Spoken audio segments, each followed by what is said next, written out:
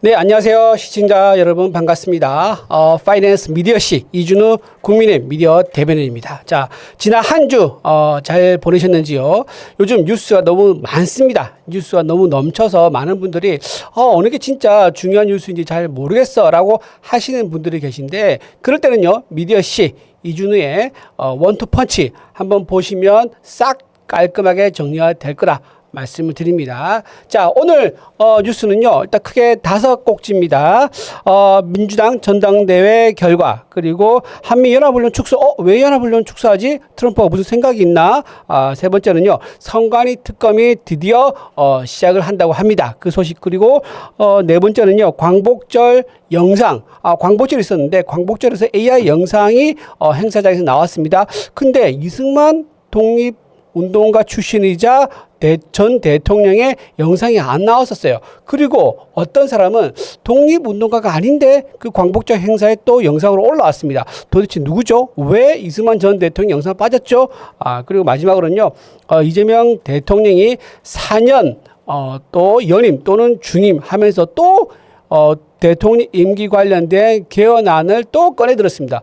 도대체 왜 이재명 대통령은 본인 임기 관련된 개헌을 계속 집착하면서 얘기를 꺼내는 걸까? 그 소식 한번 하나씩 살펴보겠습니다. 자, 지금부터 들어갑니다. 첫 번째 소식입니다. 민주당이죠. 민주당에서 전당대회 열었는데, 김민석 후보가 당선이 됐습니다. 자, 많은, 논란이 있었죠. 너무 전당대회에서 후보 간 경쟁이 치열해가지고, 이러다가 당 망한 거 아니야? 라고 민주당 내에서 뭐 얘기가 나왔다고 합니다. 저희야 국민의힘이기 때문에 별 상관없긴 하지만 어쨌든 민주당 내에서는 너무 치열하게 싸운다. 나중에 전당대회 끝나더라도 다시 화합할 수 있느냐 등등의 얘기가 나왔었는데, 어쨌든 결과는요, 정청래 후보와 김민수 후보 간의 치열한 접전 끝에 어디서 결정이 났죠? 호남에서 결정이 났습니다. 호남을 제외한 다른 곳에서는요, 비슷비슷한 득표율이 나왔었는데, 호남에서 김민수 후보가 월등히 앞서는 결과가 나무로 인해가지고 수도권에서 투표 결과가 그걸 뒤집지 못했습니다. 그래서 결과적으로 호남에서 점지한 후보 김민석 후보가 민주당의 당대표로 선출되는 일이 있었습니다. 자, 민주당의 당대표만 지금 선출된 게 아니죠. 또 누구 있었습니까? 예, 그렇습니다. 최고위의 위원들도 함께 선출됐습니다. 자, 최고위원들 얼굴 한번 보시죠. 누구입니까? 지금 왼쪽부터 보시면요, 한민수, 이성윤, 그리고 김민석, 그리고 서미화, 박선원, 최민희 의원 이렇게 나와 있는데요. 자, 한민수 의원 얼굴 보면요, 별로 표정이 좋지 않습니다. 최고위원 당선됐는데 왜 표정이 안 좋을까요? 뒤에 가서 설명드리겠습니다. 자, 이성윤 의원, 기사회생에서 굉장히 만족스러운 표정이 합니다.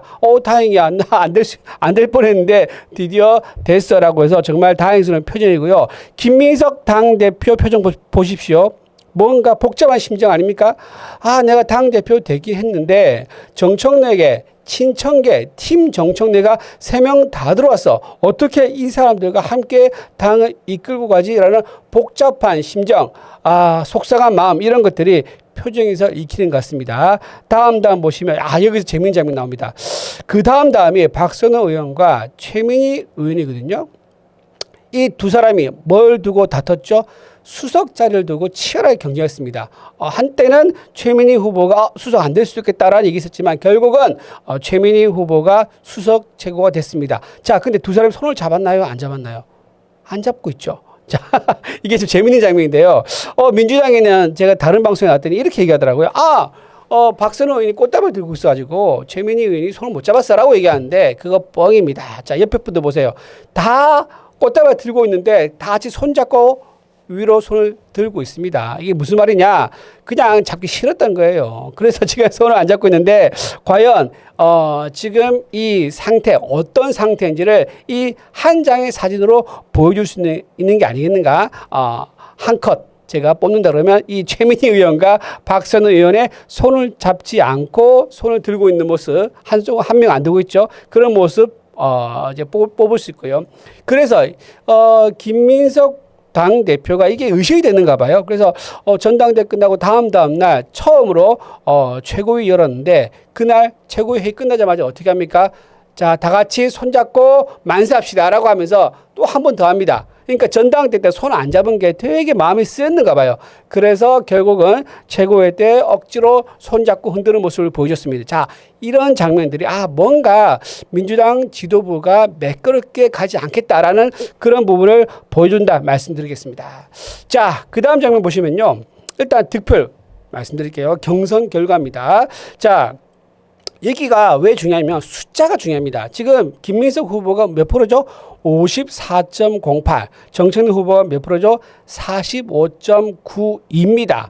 자, 여기서 김민석 후보가 이긴 게 맞죠? 하지만 여러분, 정청래 후보가 얻은 숫자로 보십시오. 46%포인트입니다. 자, 정청래 후보가 졌습니까? 졌죠. 하지만 졌다고 말할 수 있습니까? 오히려 정청래 후보 입장에서는요, 자기가 가지고 있는 지지층이 얼마나 단단한 거를 확인할 수 있는 그런 기회였던 거예요. 46%를 가지고 있으면요, 조금만 더면 과반수를 넘길 수 있는 거거든요. 과반수 넘기면요, 당에서 못할 일이 없습니다. 전부 다 할 수 있습니다. 그런 의미에서 정청래 후보가 졌지만 졌다고 말할 수 없는 그러한 상황인 거고요. 김민석 후보는 이겼지만 깔끔하게 이겼다 말할 수 없는 굉장히 불안한 승자가 되는 그런 상황이 지금 나왔다 말씀드립니다. 자, 밑에 내용 보시면요. 아까 제가 말씀드렸죠. 수석 최고위원은 최민희가 됐습니다. 옆에 쭉 갑니다. 자, 맨 끝에가 누가 있나요? 한민수 의원이 있습니다. 자, 한민수 의원 아까 전전 사진 보시면 한민수 의원 표정이 안 좋죠. 왜 안 좋았을까요? 안 좋은 이유는요. 원래 한민수 후보가 최고위에서 3등 정도를 하고 있었어요. 그런데 이번에 최종적으로 어떻게 됐습니까? 꼴찌로 최고위에 들어갑니다. 물론 최고위 됐으니까 그거 대단한 거죠. 최고위 전당대회에서 승리를 했습니다. 그건 맞습니다. 하지만 꼴찌로 들어온 게 굉장히 마음이 상해요. 왜? 3등 하다가 꼴찌로 된 거. 그게 마음이 상하고요. 또 두 번째 이유가 있습니다. 바로 떨어진 김영 후보 6위죠. 김영 후보는 한민수 후보와 몇 퍼센트 포인트 차이일까요? 0.6%포인트 차이입니다. 깻잎 한 반의 반장 정도 차이죠. 그런 차이로 겨우겨우 한민수 후보가 당선돼가지고 최고위원이 됐기 때문에 당선됐지만 기분이 굉장히 안 좋은 거예요. 그런 표정이 아까 전체 당선인들이 무대에 올라왔을 때 그 표정 속에서 읽을 수 있었다. 그렇게 말씀을 드립니다. 자, 김민석 후보가 그러면 이겼죠? 그러면 어떻죠? 명픽인 후보가 당선됐으니까 좋은 신호죠. 자, 그 좋은 신호라는 게 상징적인 모습으로 나타났습니다. 자, 다음 장면 보시면요. 누구죠? 강훈식 비서실장입니다. 이분이 어디에 와 있습니까? 민주당 당사에 와 있어요. 당사 아니죠. 그 국회 본회의장에 있는 민주당 당 지도부 회의장에 와 있습니다. 왜 왔죠? 보통요, 당대표가 결정이 되면 청와대에서 축하한다고 사람이 와요. 근데 누가 오냐? 보통 정무수석이 옵니다. 근데 이날 특이하게 비서실장이 정무수석이랑 같이 왔어요. 실제로 작년에 정청래 후보가 당대표가 됐을 때 당시 우상호 정무수석이 와서 축하를 해줬습니다. 그런데 이번에는 이재명 대통령과 가까운 사람인 비서실장은요, 이재명 대통령이 모든 것을 함께하는 아주 가까운 자리입니다. 그 비서실장이 직접 왔다는 거예요. 이게 무슨 의미냐?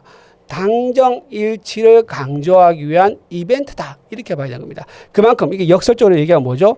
당정 일치가 안 될까 봐 불안한 민주당의 상황을 보여주는 장면이다. 그 의미로 해석할 수 있다고 말씀드립니다.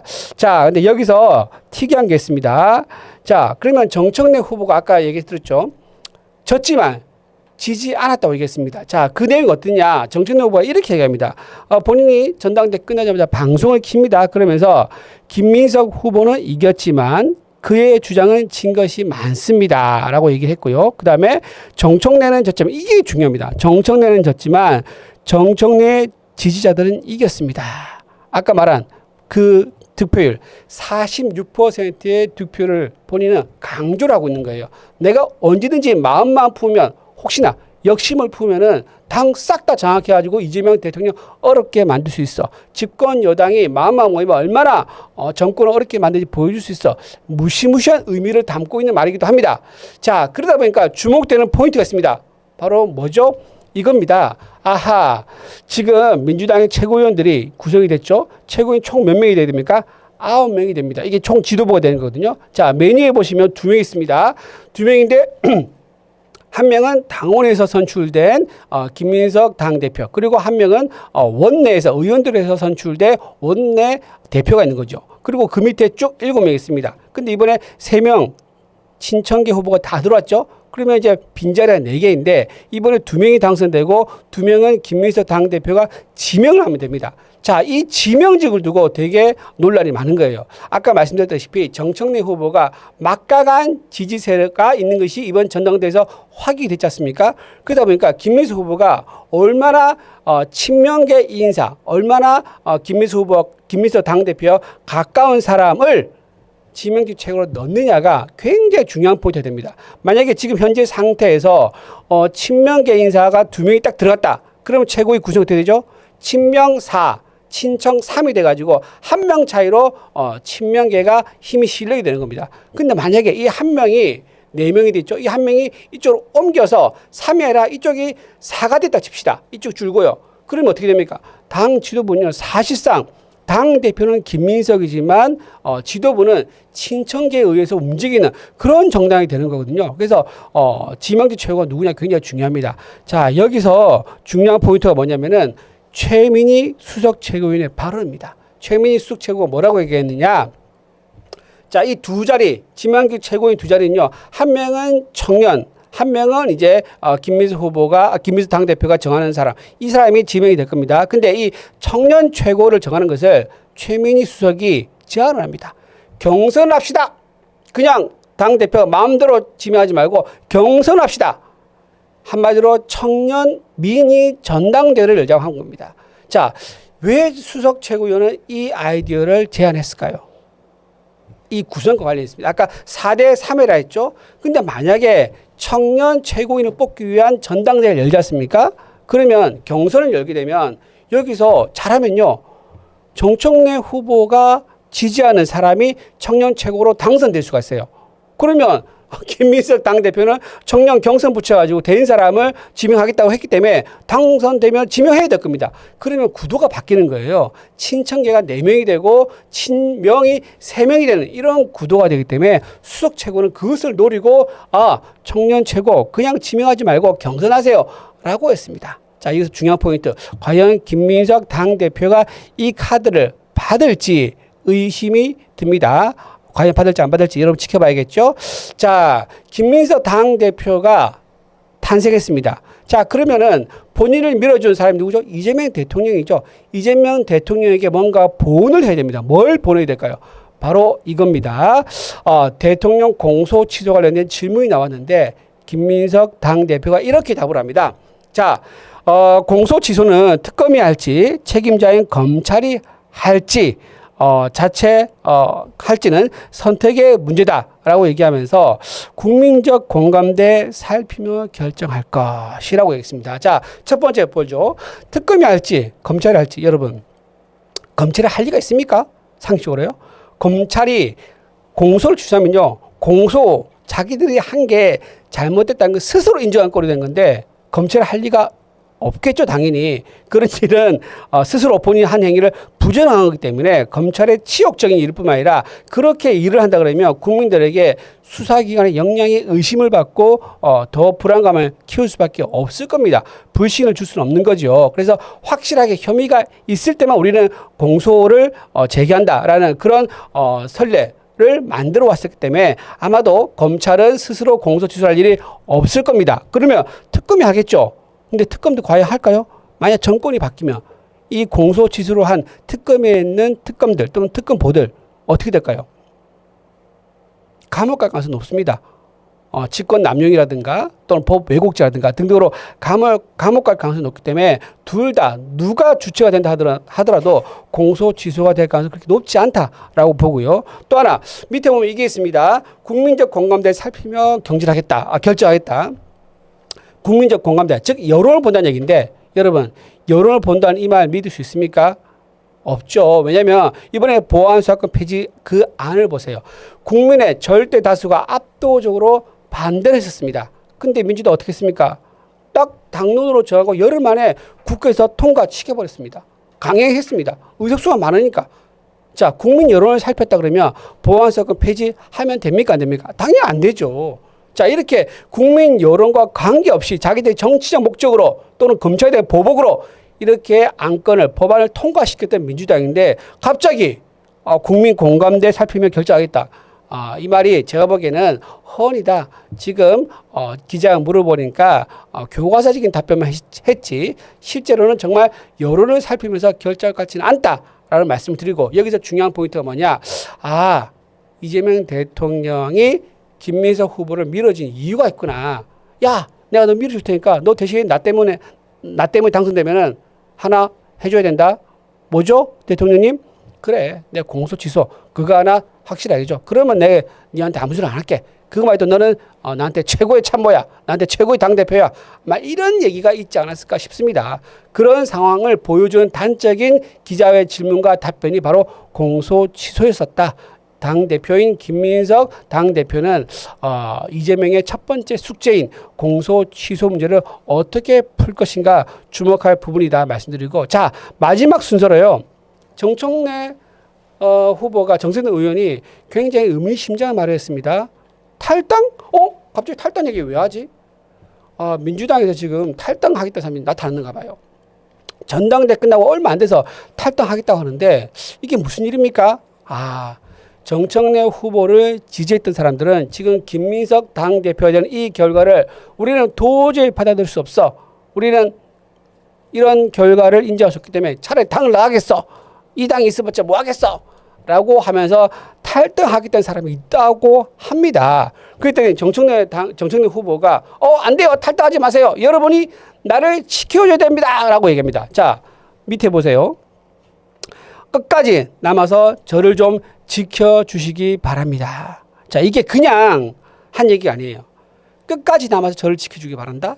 이게 무슨 말일까요? 그건 단순히 그냥 2년 뒤에 있는 총선을 얘기하는 걸까요? 아닙니다. 김민석 후보가 전당대회 때 뭐라고 했습니까? 내년에 만약에 서울시장 보궐선거가 생기면 그때 내 재신 묻겠다라고 했어요. 즉 만약에 그 당시에 민주당 후보가 서울시장 도전했는데 떨어졌다. 그럼 나 당대표 사표 내겠다. 물러나겠다라고 본인이 공약을 건 겁니다. 저는 그럴 리 없다고 보지만 어쨌든 내년에 오세훈 시장이 만약에 민주당에서 민주당이 아니죠. 법원에서 결정을 해가지고 당선 무효형이 나왔어요. 그게 2월까지 이제 만약에 재판 최종 결과가 나오면은 4월에 보궐선거가 있거든요. 그럼 4월에 보궐선거 해야 되는데 그때 국민의힘 후보가 또 당선이 되면서 민주당이 졌다? 그러면 김민수 후보 자기 말 지켜야 될 겁니다. 그럼 당대표 물러나죠. 그때 바로 민주당에서 전당대회, 조기 전당대회가 열릴 수 있는 거예요. 그러한 상황을 정청래 의원은 알고 있습니다. 그런 가능성이 있다는 것을 알고 있어요. 그렇기 때문에 정청래 의원은 탈당하는 당원들에게 여러분 가면 안 돼요. 아직 게임이 안 끝났습니다. 내년 4월에 오세훈 시장이 아웃되고 보궐선거하면서 민주당 후보가 지면은 김민석 날라가요. 그러면 제가 다시 돌아옵니다. 여러분 그때까지 버텨주세요. 그 말을 이렇게 하고 있는 거예요. 그래서 여러분 한 단계 깊게 들어가면 이렇게 정치인들의 말은 전부 다 나름 의미가 있고 목적이 있다. 어떤 목적? 정치적 생존의 목적이 있다라는 것을 제가 아울러 말씀을 드리겠습니다. 자, 지금까지 민주당의 전당대회 결과 살펴봤고요. 김민석 후보가 이끄는 민주당 어떻게 과연 진행이 될 것인가, 그리고 친천계로 이루어진 최고위원들과 관계는 어떻게 될 것인가, 그리고 김민석 당대표의 첫 번째 숙제는 뭔가, 그리고 정청래 후보는 다음으로 무엇을 생각하고 있는 것까지 제가 살펴봤습니다. 여러분 기대가 되죠? 흥미진진한 민주당의 전당대회 결과와 앞으로의 예측이었습니다. 다음 순서입니다. 자, 사진 한번 보세요, 여러분. 소방관들이 어디에 물을 뿌리고 있죠? 화재 진압한 장면 아닙니다. 화재 날 것을 가정해서 훈련하고 있는 장면입니다. 여기 어디냐면요, 서울에 있는 고층 아파트인데 고층 아파트에 화재가 난 것을 가정해서 소방관들이 와서 훈련을 하고 있는 모습입니다. 자, 왜 이렇게 훈련을 할까요? 실제 화재가 났을 경우에 몸이 바로 움직이게 하려면요, 평소에 숙달이 되어 있어야 되겠죠. 매뉴얼이 그냥 책 보고 움직이는 것이 아니라 몸에 바로 박혀 있어가지고 본능적으로 움직여야지 신속하게 화재 진압을 할 수 있기 때문입니다. 야, 뭐랑 비슷합니까? 군사훈련도 마찬가지입니다. 군사훈련도요, 몸에 배에 있어야지 만약에 어떤 상황이 생겼을 때 신속하게 대응하면서 우리 군의 피해를 최소화하고요, 우리 국민들의 생명과 재산을 지킬 수 있는 겁니다. 자, 말씀드릴게요. 근데 소방관들이 만약에 화재 훈련을 줄이거나 중단하면 여러분, 화재가 안 날까요? 아니죠. 그렇지 않죠. 오히려 더 위험하죠. 화재 훈련, 소방 훈련을 줄이게 되면 실제 화재가 났을 때 대응하는 속도가 더 느리게 되고 우왕좌왕하게 될 겁니다. 바로 이겁니다. 군사훈련도 마찬가지예요. 군사훈련을 줄이면요, 실제 전쟁이 났을 경우에, 어떤 도발이 났을 경우에 대응력이 떨어집니다. 신속하게 대응 못하고 국민들의 생명과 재산을 온전하게 지키지 못할 수가 있습니다. 그런데 정말 깜짝 놀랄 소식이 지금 알려졌습니다. 자, 트럼프 대통령이 우리나라 지금 하고 있는 을지 자유의 방패 훈련이 있습니다. 그 훈련을 축소하라고 지시했다고 합니다. 자, 어떻게 됐느냐? 원래는요, 훈련이 18일부터 해서 27일까지인가요? 14일부터 27일까지인가요? 하여튼 그렇게 하기로 되어 있었는데, 그 훈련이 1부가 2부, 이렇게 1부와 2부 이렇게 나눠져 있습니다. 1부는 뭐냐면은 방어입니다. 만약에 북에서 남침했다라고 가정을 하고 방어하는 그런 훈련이 있는 거고요. 2부는 뭐냐? 21일부터 27일까지인데 2부가 바로 반격을 하는 겁니다. 방어만 하면 그게 무슨 의미가 있습니까? 군대가 반격을 해가지고 우리가 당한 만큼 상대한테 갚아줘야지 전쟁 억제력이 생기는 거고, 그렇게 해서 우리 군사 분계선과 우리 국경을 지킬 수 있는 겁니다. 그런데 반격하는 훈련을 취소했다고 합니다.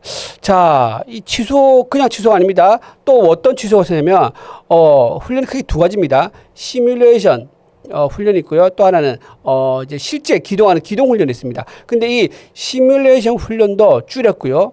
기동 훈련은 엄청나게 줄었습니다. 총 14개의 기동 훈련이 있는데 그중에서 10개 정도를 취소했다고 합니다. 자, 이렇게 취소를 많이 하면 우리 군인들에게 어떤 도움이 됩니까?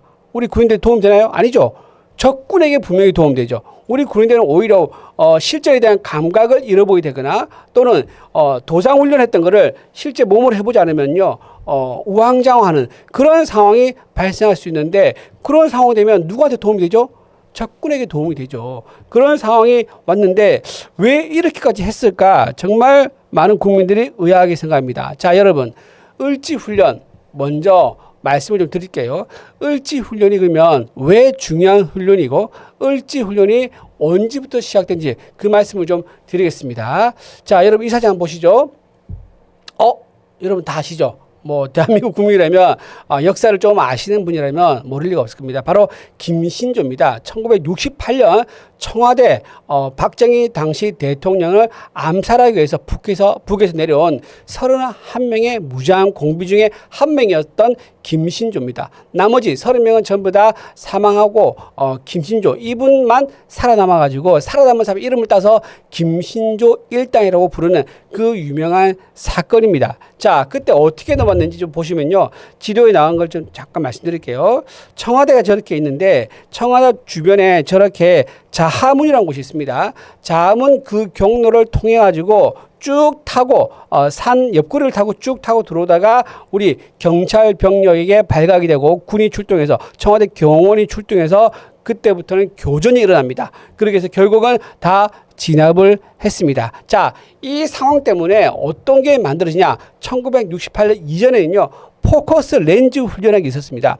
이거는 미군들만이 하는 훈련이었습니다. 왜냐하면 그 직접 전쟁이 있었으니까 또다시 도발이나 전쟁이 발생할 수 있을 그런 위험성을 대비해서 포커스 렌즈 훈련했는데, 이번에 이 당시에 대한민국 대통령을 암살하려고 무장공비가 30명 넘게 늘어나는 상황이 생기니까, 이거 훈련 규모를 늘리고 좀 더 촘촘하게 훈련을 해야겠다라고 하면서 그때 만들어진 훈련이 바로 을지 훈련입니다. 그러니까 포커스 렌즈 훈련의 이름을 바꿔서 을지 훈련으로 바꾸게 되죠. 자, 을지라는 이름이 여러분 왜 생긴 줄 아세요? 여러분 다 아실 겁니다. 을지문도 장군에서 나온 겁니다. 을지문도 장군이 나왔고요. 우리가 해방될 때 처음에 도로명부터 어떻게 되어 있었습니까? 전부 다 일본식 이름으로 되어 있었습니다. 여러분 서울에 가면 뭐가 있죠? 을지로가 있죠. 그 을지로도 바로 을지문덕에서 따온 거고요. 충무로도 충무 이순신 장군, 충무 거기서 이름을 따와서 충무로입니다. 자, 그런 식으로 우리나라에서 큰 업적을 세운 장군들의 이름을 따서 이름을 지었는데요. 왜 그때 이 을지 훈련이라고 했냐면 그때 을지문덕 장군이 수나라 대군 30만 대군을 상대로 해가지고 물리친 아주 대승을 했던 그런 업적이 있는 분입니다. 그렇기 때문에 을지문덕의 을지라는 이름을 따와서 훈련 명칭을 만들었다 말씀을 드리고요. 그 당시에 훈련한 모습 한번 보시죠. 굉장히 오래전 훈련한 모습인데 지금하고는 비교가 안 됩니다. 자, 이렇게 어떻게 보면 참 흑백 사진이라서 더 그런 느낌이 들긴 하는데 어떻게 보면 좀 뭔가 중구난방식이고 아주 고도로 훈련된 모습이 아닌 것처럼 보이지만 어쨌든 이런 식으로 을지 훈련을 한국과 미국이 함께하는 그런 훈련을 하면서 만약 있을지 모를 북한의 도발에 대비하는 훈련이 시작됐다. 굉장히 역사가 오래된 훈련이라는 겁니다. 그런데 이 훈련이 취소가 됐어요. 자, 근데 이게 처음 있는 일입니까? 아닙니다. 처음이 아니에요. 자, 보시면 나오죠? 화면에. 자, AFP 통신이 한반도 군사훈련 무기한 중단이라고 했습니다. 자, 위에 조그만 자막에는요, 한미 군사훈련 취소라고 합니다. 자, 이때가 언제냐면요, 2018년 그때 기사가 나왔던 화면의 장면입니다. 자, 지금 2026년이죠? 근데 2018년에도 우리 한미 연합훈련이 취소된 적이 있었네. 어떤 상황이었느냐? 그때 당시 싱가포르 북미 회담이 있었습니다. 미북 회담이 있었습니다. 그때 싱가포르에서 미북 회담을 하고 나서 정상회담이 끝난 뒤에 트럼프 대통령이 갑자기 기자회견을 하면서 한미 연합훈련 취소한다, 중단한다고 발표하면서 그때 처음으로 이 얘기가 나온 거예요. 그러면서 뉴스로 자막이 나왔었는데 그때 당시 청와대도 이걸 사전에 알지 못했었습니다. 굉장히 당황을 했었죠. 그런 상황이었는데 자, 한번 우리가 취소된 적이 있었어요. 한미연합훈련이요. 그때 왜 취소됐느냐? 바로 김정은에게 협상 테이블로 나오기 위한 선물을 뭔가 줘야 됐던 거예요. 그게 뭐냐? 너네들 그렇게 싫어하고 너네가 그렇게 불안해 한다는 그러면 한미연합훈련 좀 줄여줄게, 취소해줄게. 그러니까 걱정 말고 나와. 라고 하는 그 카드로 쓰였던 겁니다. 그리고 실제로 싱가포르 회담에서 회담 끝나고 나서 그것을 공식적으로 보여줬습니다. 왜? 다음에 또 봐야 되니까. 근데 언제 봤죠? 바로 1년 뒤인 하노이에서 실제로 또 봅니다. 즉 2018년에 싱가포르 회담을 하면서 한미연합훈련을 취소 또는 중지를 시켰고 거기에 김정은 트럼프가 믿을만하구나 라는 생각이 들어서 어디에 나왔죠? 2019년 하노이에서 또 한 번 또 만납니다. 자, 이런 식으로 트럼프 대통령은 한미연합훈련을 김정은을 협상 테이블로 끌어들이기 위한 그런 수단으로 활용을 해왔던 겁니다. 자, 그래서 한번 취소된 적이 있었는데 지금은 좀 다른 상황인 것 같아요. 지금은 왜 트럼프가 갑자기 한미연합훈련을 축소했을까라는 여러 가지 추측이 있는데 자, 그 이유가 좀 나옵니다. 자, 트럼프 이렇게 얘기합니다. 한국은 호르무즈 문제에 돕는데 관심이 없었다. 기분이 별로다. I'm not happy. 라고 얘기를 했다는 거예요. 자, 이재명을 만났을 때 이렇게 얘기했답니다. 트럼프는. 호르무즈 문제 좀 도와줘. 지원해줘. 라고 했는데 이재명이 이렇게 얘기했답니다. No thank you. 사양. 나 안 도와주겠어. 라고 한 거죠. 자, 거기에 대해서 트럼프 대통령이 기분이 굉장히 나빴대요. 자, 왜 그러냐면 트럼프 남도 이유가 있어요. 한국에 원유를 수입하는데 수입하는 원유의 한 60%가 전부 다 호르무즈 해협을 통과해서 한국에 들어와요. 자, 그런데 호르무즈 해협을 미국이 혼자서 방어를 하고 이제 유조선이 통과할 수 있도록 해주는 군사 동원령을 발령해서 한다 그러면 자기들이 호르무즈 해협을 나름 필요에 의해서 군사력으로 제어하고 있는 상황이지만 그 혜택은 누가 보죠? 한국이 보고 있다는 거예요. 따라서 한국, 야, 우리만 지금 호르무즈 해협에 나와 있는데 너도 혜택을 보고 있으니까 좀 나와야 되는 거 아니야? 형님이 이렇게 큰 위험을 감수하고 싸우고 있는데 동생도 같이 와서 하면 좋잖아. 우린 브라더니까. 혈맹 국가니까. 라고 트럼프 입장에서는 생각할 수 있는 거죠. 그래서 트럼프 대통령이 이재명 대통령에게 제안했는데 이재명은 안 간다고 한 거예요. 왜 그랬을까요? 좀 이해가 되지 않는 부분인데 아마도 강성 지지층들의 이탈을 막기 위한 게 아니겠는가 생각이 듭니다. 강성 지지층들은 어떻죠? 반미주의가 굉장히 강하죠. 그래서 미국이 벌이고 있는 전쟁에 우리가 왜 거기에 같이 끼어드느냐라고 하면서 반대를 하고 있는 상황에서 그 지지자들을 의식해서 아마 참여를 하지 않았을까 싶은 생각이 듭니다. 자, 그런데 이 이유뿐만이 아니다라는 얘기가 있습니다. 자, 두 번째 이유가 있죠. 바로 대미 투자와 관련이 있습니다. 자, 대미 투자가 늦어졌기 때문에 한미 연합 훈련 축소하는 거 아니냐라는 것이 기사 제목으로 나왔을 정도예요. 자, 미국이 지금 어떻게 하고 있냐면요. 대미 투자, 일본 같은 경우는 지금 이미 6개 분야에서 프로젝트가 확정이 됐다 그럽니다. 작은 제목에 지금 기사가 나오죠. 일본은 이미 6개 프로젝트가 확정이 돼서 서명까지 했습니다. 근데 한국은 지금 뭡니까?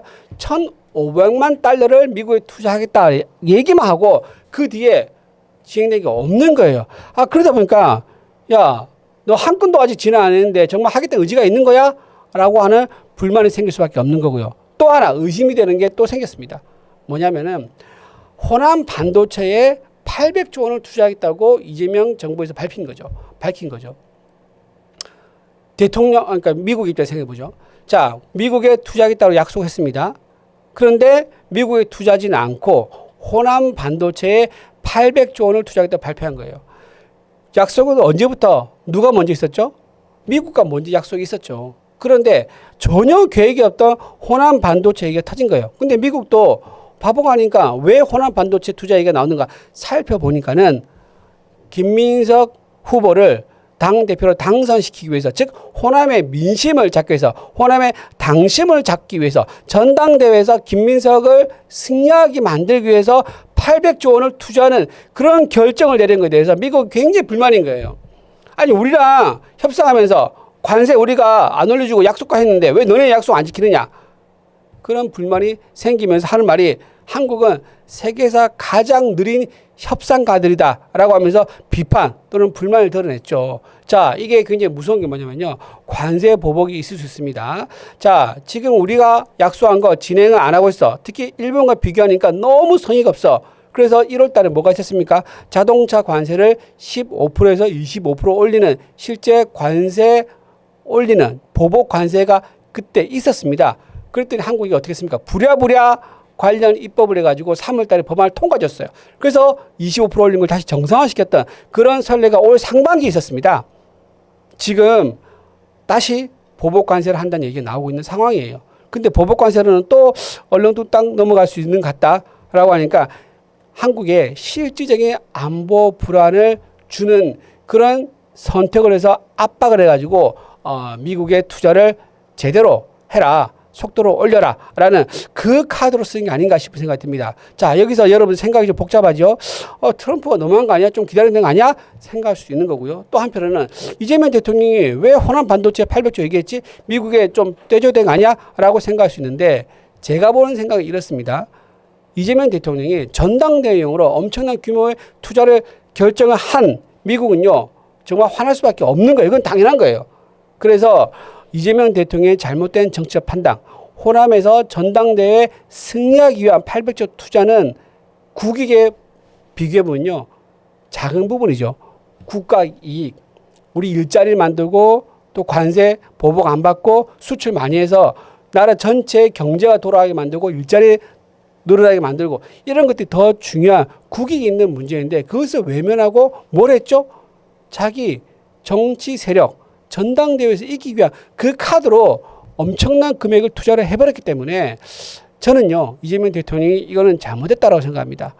미국한테 약속을 했으면 그 약속을 이해하는 모습을 보여주는 게 맞고 호남에 그렇게 많은 금액을 투자한다 그러면 미국에도 그에 상응하거나 또는 그의 절반 정도에 해당하는 금액을 투자한다고 약속을 하든가 실무적으로 회의를 진행했어야 돼요. 근데 그러지 않았다는 것은 이재명 대통령이 전당대회 국내 정치용으로 투자를 결정해서 국익에 해를 끼치는 그런 잘못된 정치를 했다라고 비판받을 수밖에 없는 상황이다라고 말씀을 드립니다. 자, 세 번째 또 하나 있는데 세 번째는요, 바로 여항구입니다. 여항구, 지금 한미투자협상의 최고 책임자죠. 본부장입니다. 근데 여항구를 경질했어요. 그것도 8월 15일 자정이었나요? 딱 자정에 무슨 본인이 공무원이 경질되면요, 공무원은 경질 사유가 명백해야 됩니다. 본인이 비위를 저질렀거나 아니면 형사적으로 무슨 문제가 있거나 등등, 아니면 중대한 업무 과실이 있거나 이래야 되는데 그냥 경질했어요. 그러고 나서 이유를 공개 안 합니다. 미국 입장에서는 어떻게 의심할 수 있냐면요, 우리 협상 파트너 지금까지 쭉 장기간 여항구 본부장이랑 쭉 협상을 해왔는데 여항구를 경질시켜? 그럼 뭐야? 새로운 사람이 와서 처음부터 다시 협상하자는 얘기 아니야? 라고 하면서 이거는 협상을 지연시키기 위한, 협상을 질질 끄기 위한 전략 전술 아니야? 라고 미국은 오해할 수 있는 거예요. 그렇기 때문에 지금 미국 입장에서는 한국이 지금 대미 투자한 약속을 번복하기 위해서 여러 가지 꼼수를 쓰고 있다라고 생각할 수 있는 겁니다. 그렇기 때문에 여항구의 본부장의 경질에 대해서 국민의힘은 뭐라고 했냐? 경질 사유로 밝혀라. 밝히지 않으면 미국 계속 의심하고 관세 보복할 수 있다라고 얘기하고 있는데도 이재명 정권은 여항구 본부장의 경질 사유를 밝히고 있지 않습니다. 자, 그 경질 사유 지키는 거 그게 더 중요한가요? 그게 과연 국가의 이익, 국익보다 더 중요한가요? 한미 통상 문제를 해결한 것보다 더 중요한가요? 이재명 대통령, 청와대는 올바른 정무적 판단을 꼭 해야 된다 말씀을 좀 드리겠습니다. 자, 여기까지가 지금 연합훈련은 축소된 현재 상황과 그리고 트럼프 대통령이 왜 연합훈련을 취소했는지들을 제가 정책 이유를 쭉 설명을 해드렸습니다. 자, 한미 대미 투자가 안 됨으로 인해서 우리가 역으로 받을 수 있는 관세 보복이나 경제 불이익이 생기다면 지금 아무래도 좋지 않은 민생 경제, 부동산 경제, 주식 시장, 그리고 부동산을 위한 증세, 징벌적 증세, 국민 여론이 더 좋아지지 않을 거다라고 말씀을 드리면서 이재명 대통령은 본인의 전당대회 이익을 위해서 국익을 바꾸는 국익을 손해보는 그런 선택을 하지 말아야 한다 말씀드립니다. 자, 이번 순서는요, 선관위 특검입니다. 자, 여러분, 많은 분들이 선관위 문제에 대해서 인지하고 계십니다. 그리고 선관위 투표 부족 사태가 과연 부정선거 의혹으로까지 이어질 수 있느냐, 그리고 실제 부정선거 의혹이 부정선거인 걸로 확인까지 할 수 있느냐, 많은 분들이 궁금해하고 있고요. 그 목소리를 담아서 올림픽공원에는 엄청나게 많은 사람들이 지금 나와 있는 상태입니다. 자, 그런 상황에서 장동혁 대표가 올림픽공원에 나와서 시민들과 함께 목소리를 올렸지요. 그러면서 국정조사도 이끌어냈고요. 특검도 이끌어냈습니다. 바로 그 특검이 최근에 통과했습니다. 특검법을 통과할 때 여야 의원 굉장히 많은 수가 참여했습니다. 재석 의원 228명 중에서 226명이 찬성하면서 압도적인 찬성률로 법안이 통과됐습니다. 자, 통과됐고요. 그 법안이 통과되면서 특검을 누구로 정하느냐, 이 문제가 쟁점 사항이었는데 다행히 대한변호사협회와 그다음에 법학 전문대학원 협회에서 추천을 총 6명을 했었고요. 거기에 대해서 국민추천위가 2명을 만장일치로 추천했는데 그중에서 이재명 대통령이 8월 18일 날 이태한 국민권익위원회 비상임위원을 선관위 특검으로 임명을 했습니다. 자, 이 엄청나게 많은 과정을 거쳐서 특검이 임명이 됐는데 맨 처음에 시작은 아주 작았습니다. 투표 용지 부족 사태가 원인이 됐는데요.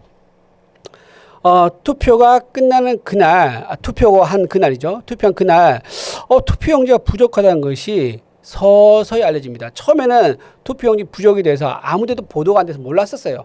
근데 투표용지 부족하다는 것이 오후 5시 넘어서 사람들 입에 오르내리면서 그게 점점점 확산이 됐고요. 어떤 곳은 심지어 투표를 마감하지 않고 저녁 10시까지 투표를 할 수 있는 그런 상황까지 벌어졌습니다. 10시까지 어떻게 투표했냐고요? 투표용지가 남는 곳에서 투표용지를 가져와서 기다리고 있는 사람들에게 투표를 할 수 있게 하다 보니까 저녁 10시까지 투표할 수 있는 시간이 연기가 됐었던 거죠.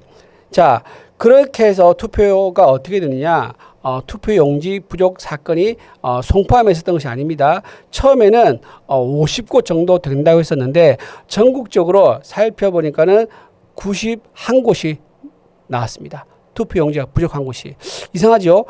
투표용지 예산은요, 국회에서 받아갈 때는 110% 받았습니다. 총 100%를 용지를 만들 건데 넉넉하게 10% 더 받아갔었어요. 근데 어떻게 현장이니까 투표가 부족할 수 있느냐? 정말 의문스러운 일이 벌어진 겁니다. 그러다 보니까 누군가 투표 결과를 조작하기 위해서 투표용지를 일부러 안 갖다 놓은 거 아니야? 라고 하는 그런 의심이 생기기 시작하면서 사람들이 어디로 모였죠? 올림픽공원에 모인 거예요. 그래서 올림픽공원에 있는 핸드볼 경기장 안에 투표함이 있는데 그 투표함을 개봉하지 못하도록 오염될 수 있으니까 개봉하지 못하도록 사람들이 삥 둘러서서 올림픽공원을 지키기 시작했습니다. 그게 지금 몇 개월째입니까? 6월 달에 있었던, 6월 초에 있었던, 6월 3일에 있었던 일이죠. 근데 지금 8월 중순이 넘어가고 있는 이 상황까지, 거의 두 달이 넘어가는 이 상황까지 올림픽 공원에서 사람들이 모였을 거예요. 그 사이에 제헌절도 있었고요. 8.15 광복절도 있었습니다. 그리고 주말도 여러 차례 있었습니다. 그때마다, 국가 기념일, 그리고 주말마다 많은 사람들이 올림픽 공원에 나와서 구호를 외쳤습니다. 당일 투표, 수개표하자. 그 다음에 선관위에 관련된 이 의혹들이 부정선거인지 아닌지 확인해달라라는 그런 목소리가 굉장히 크게 울려 퍼졌던 겁니다. 자, 그것을 확인하기 위해서 국민의힘은 뭐라고 했느냐? 검찰 수사로, 경찰 수사로는 확인할 수 없어. 왜? 믿을 수가 없으니까. 여러분, 경찰 이번에 아시죠? 장윤기 사건을 통해서 검찰이 마음하고 가면 수사를 조작하고 증거를 덮고 결과를 완전히 왜곡시키는 정반대의 결과를 만드는 그런 것들이 있다는 것이 확인되면서 경찰 수사 못 맡기겠다. 검찰 10월달 없어지는데 어떻게 검찰한테 맡기느냐. 수사가 더 길어질 건데. 그래서 객관적이고 공정한 수사기관을 해야 된다라고 하면서 특검을 요구를 했습니다. 자, 처음에 민주당 특검을 안 받으려고 했습니다. 왜? 이 주제 자체가 민주당 정권에는 굉장히 불리한 내용이죠. 자기들이 지금 정부를 운영하고 있는데 정부가 운영하고 있는 선관위 조직이 뭔가 비정상적이고 부실하다고 하면 그에 대한 책임이 어디 있습니까? 선관위뿐만 아니라 그걸 타고 올라가면은 이재명 정부에까지 책임을 묻는 그런 상황이 되기 때문에 선관위에 있는 이런 문제들을 민주당에서는 조용히 최소화시켜서 넘어가고 싶었던 겁니다. 그래서 특검을 반대했었는데 그게 그렇게 되나요? 아니죠. 국민들 여론조사 결과 압도적으로 선관위 문제는 특검을 통해서 명명백백하게 밝혀야 된다는 여론이 이렇습니다. 거기 가장 중요한 역할을 했던 사람 바로 시민입니다. 서울 송파에 있는 근처에 있는 시민들만 온 것이 아니라 서울에 있는 시민들, 수도권에 있는 시민들, 그리고 전국 각지에 있는 시민들이 주말에 버스를 타고 봉고를 타고 기차를 타고 올라와서 올림픽홀에 와서 태극기를 흔들었습니다. 자, 이 여론이 너무 커지니까 민주당은 겁을 먹습니다. 야, 이거 선관위 타도 운동이 어쩌면은 정권 타도 운동으로 갈 수도 있겠네라는 그런 불안감이 드니까 야, 특검 안 받으면 큰일 나겠다라고 하면서 특검을 수용했죠. 특검 수용하는데 장동혁 대표도 굉장히 큰 역할을 했습니다. 수시로 하루가 멀다 하고 올림픽 공원에 가서 시민들과 목소리를 함께 했었고 시민들에게 특검을 공개적으로 약속을 했었습니다. 그 결과 시민들이 더 모여들었고 시민들이 더 용기를 낼 수 있었습니다. 그것이 바로 여론에 반영됐고 여론의 힘에 못 이긴 민주당은 특검을 수용할 수밖에 없었던 겁니다. 자, 그 결과 말씀드리겠습니다. 특검의 규모는요, 약 한 65명 정도 된다고 합니다. 특검 1명에 특검보가 5명이고요. 파견 검사가 20명, 상당히 많은 규모죠. 그리고 최장 170일 동안 수사를 한다고 합니다. 자, 이 특검에서는요, 가장 중요한 부분은 바로 이겁니다. 압수하는 거, 증거를 보존하는 거, 증거를 확보하는 거, 이것도 중요한데 그보다 더 중요한 건 뭐냐면요, 분석입니다. 압수한 증거품들을 분석해서 뭐죠? 부실이냐 부정이냐 이것을 특검에서 판단해 준 겁니다. 자, 여러분, 부실과 부정에 대해서 약간 헷갈려하는 사람이 있을 수 있는데요. 부실은요, 행정의 실패, 행정의 실수, 이렇게 굉장히 협소하게 쓰이고 이거는 약간의 익스큐즈가 된다라는 것이 조금 깔려 있습니다. 그리고 이게 법적으로는 굉장히 중대한 과실 같은 경우는 법적인 책임을 지지만 중대하지 않은 경우는 그냥 징계 정도로 끝날 수 있는 게 그런 사안들이 부실입니다. 여러분, 부정은 뭐죠? 범죄입니다. 고의적 범죄, 의도적 범죄, 그리고 이게 범죄가 될 수 있을 수도 있다라는 것을 인지하고 쳤으면 그것도 범죄가 되는 거죠. 그게 부정입니다. 그래서 지금 이 선관위 사태가 부실이냐 부정이냐 이게 막 섞여 있는 상황이거든요. 예를 들면 이겁니다. 전산 조작이죠. 자, 투표율을 선관위 직원들은 마음대로 입력했다고 합니다. 투표율. 그러니까 이제 투표 용지가 나오면 그걸 카운트해가지고 똑같이 1시간 단위로 전산에 입력이 되는데 어떻게 했다는 거죠? 1시간 단위로 똑같은 수를 입력한 거예요. 100, 200, 100 그렇게 하루 종일 그렇게 전산 입력된 기록이 나온 겁니다. 즉 다시 말해서 투표율을 주민들 실제 투표한 대로 반영한 것이 아니라 자기들 마음대로 했다는 거죠. 조작을 했다는 겁니다. 전산 조작이 있었던 거죠. 그리고 또 하나 황당한 경우인데요. 1시에 발표될 투표율 결과가 언제 11시 반에 미리 입력되는 경우도 있었습니다. 이것도 말이 안 되는 거죠. 어떻게 1시에 투표할 사람들 수를 알고 미리 입력할 수 있습니까? 선관위 얼빠진 겁니다. 자기들 점심 먹으러 갈 건데 점심 먹고 1시 늦게 1시 좀 넘어서 돌아올 것 같으니까 미리 입력하고 간 거예요. 그거 아니면 설명이 되지 않습니다. 자, 이런 식으로 선관위 직원들이 전산에 들어가서 실제와 다른 결과를 마음대로 입력할 수 있다는 게 확인이 됐으니까 사람들 뭘 의심합니까? 아, 투표율이 조작될 수 있다 그러면은 득표율도 조작될 수 있는 거 아니야? 라고 자연스럽게 의심할 수밖에 없는 겁니다. 바로 이게 중요합니다. 특검에서 확인이 될 것은 전산 조작 범위가 어디까지 일어났느냐? 투표율만 일어났느냐? 아니면 득표율도 일어났느냐?까지 특검에서 확인한 거. 이게 굉장히 중요하기 때문에 특검이 가지고 있는 권한 중에서 가장 중요한 거. 전산 시스템, 선거 관리 시스템을 특검의 수사 범위에 포함시키느냐 안 시키느냐. 이게 아주 중요했었는데요. 국민의힘에서 이 내용을 특검법에 넣었습니다. 즉 선거관리 시스템에 그 표현이 들어가 있는 건데 그게 뭐냐면 즉 서버를 말하는 거거든요. 서버에 들어가서 모든 로그인 기록 시간대별로 누가 어떻게 입력했는지를 다 확인하는 다 수사하는 그런 특검이 되겠습니다. 그러니까 특검에 대한 기대가 엄청나게 높을 수밖에 없죠. 여러분 여기서 뭐가 나올 줄 아무도 모릅니다. 지금 민주당에서는요. 설마 부정이 있었겠어? 부실이 있었겠지. 사람들이 뭐 실수했겠지. 아니하겠겠지. 라고 한씩 넘어가려고 하는데요. 특검에서 서버를 들여다보는 순간 전산에 조작된 기록이 나온다. 그러면요. 이건 단순히 그냥 선관위에 있는 직원들에게 책임을 묻는 문제로 끝날 것이 아니라 그 전에 그러면 선거 결과에도 조작이 있었느냐? 그 전에 언제였죠? 대선입니다. 그럼 그 전에 총선입니다. 자, 지난 대선과 지난 총선에도 선거 관리 시스템 서버죠. 서버에서 전산 조작 의혹이 나왔다는 것이 특검에 의해서 확인이 된다 그러면 이거는 엄청난 폭풍이 불 것이고 대한민국을 막 떠들썩하게 하는 엄청난 희대의 사건이 될 겁니다.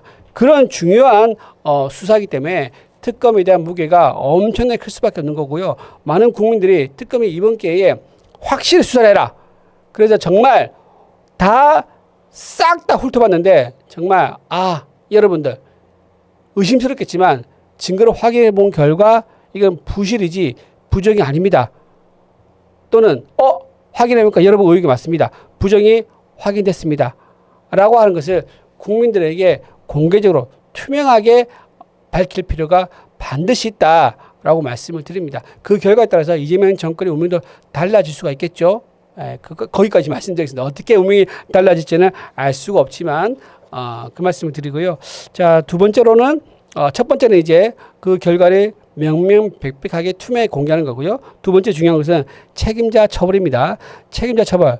선관위에 있는 그냥 밑에 있는 현장에 있던 말단 직원들에게만 책임을 물으면 안 되죠. 그걸 지휘한 사람이 있고 그걸 눈 감아준 사람이 위에 있다 그러면 그 사람을 따라가서 꼭 확인하고 같이 응분의 책임을 지게 해야 됩니다. 그러면 올라가는 게 제한이 있습니까? 실링 천장이 있습니까? 노는 없습니다. 설사 선관위 사무총장 또는 선관위에 있는 상임위원회 위원 그리고 선거관리위원장까지 가더라도 거기서 멈추면 안 됩니다. 그 위에 누가 있을지 어떻게 합니까? 뭐 거기까지는 제가 구체적으로 말씀 안 드리겠지만 위에까지 타고 올라가서 정말 책임자를 끝까지 쫓아가서 책임을 묻는 그런 특검이 돼야 할 것이다. 라고 말씀드리고요. 마지막으로는요, 세 번째가 또 어떻게 보면 더 중요하겠죠. 방지 대책입니다. 선관위가 또 이런 식으로 얼토당토하는 얼빠진 이런 선거 관리가 되지 않도록 하기 위해서는 어떻게 해야 되냐. 선거 사무소에 있는 직원들을 싹 다 교체한다든가 선관위를 해체해가지고 전부 다 시스템을 바꾸면서 사람도 다 바꾸면서 그런 식으로 싹 다 바꿔야 된다라는 그런 얘기가 많은데 그렇게 하려면 특검에서 그럴만하다라고 하는 수사 결과가 나와야 돼요.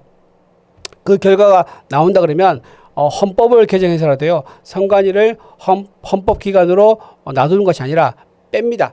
행정부 기관으로 넣어가지고 상시적으로 감사를 받는 그런 기관으로 바꿔야 되겠죠. 지금 선관위가 이렇게까지 막 나갈 수 있었던 이유는 뭐죠? 감사를 안 받는 기관이기 때문입니다. 자기들은 헌법기관이니까 우리는 노타치 그게 독립성이고 중립성이야라고 하면서 아무런 견제도 안 받았습니다. 그랬더니 어떻게 했습니까?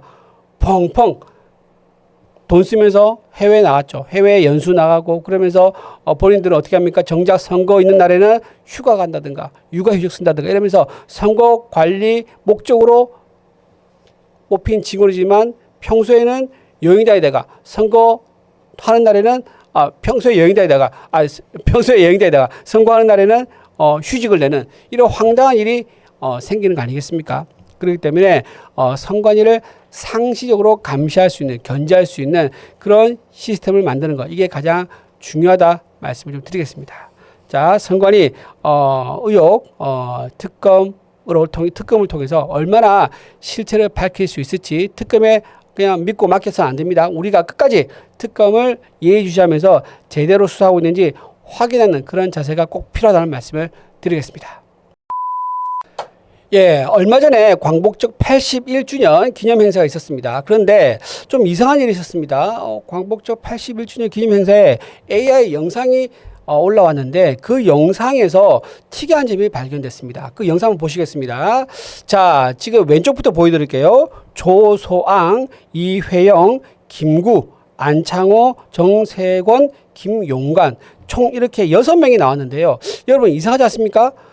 독립운동을 하신 분들, 각 분야에 업적이 있는 분들을 이렇게 모아놓아서 AI를 만들었다 그러는데 지금 누가 빠졌습니까? 바로 이승만 전 대통령이 빠졌습니다.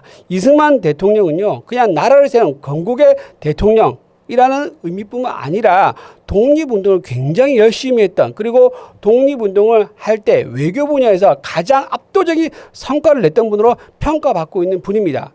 자, 특이한 게 뭐냐면 이 6명이 그냥 뽑힌 게 아니라는 거예요. 나름대로 선정한 기준이 있다고 그럽니다. 그 기준 말씀드릴게요.